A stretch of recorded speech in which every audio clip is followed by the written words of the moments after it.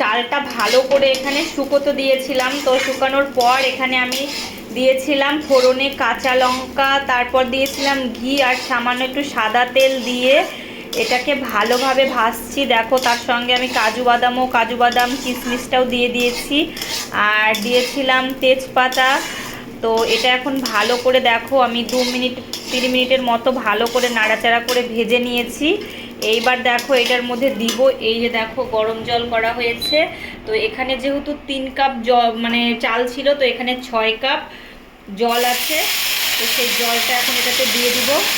এই দেখো এখানে মেপেই রেখেছিলাম আমি 6 কাপ জল। তো জলটা এখন ভালোভাবে দেখো ফুটন্ত জল, একদম গরম করা জল, যেটা আমি ভালোভাবে করে রেখেছি। এবার জাস্ট এটা এখন মানে ফুটতে থাকবে একদম লো আঁচে। আমি তো প্রতিবার এরকম করেই করি, কিন্তু আমার জানি না কেন নরম হয়ে যায় আমার কাছে। তো আজকে দেখছি যে কি হয় না হয়। তো জাস্ট এটাকে এখন আমি হয়তো হাই স্পিডে করে রাখি, তো এটা আমি একদম লো স্পিডে, দেখো এখানে একদম লো করা আছে।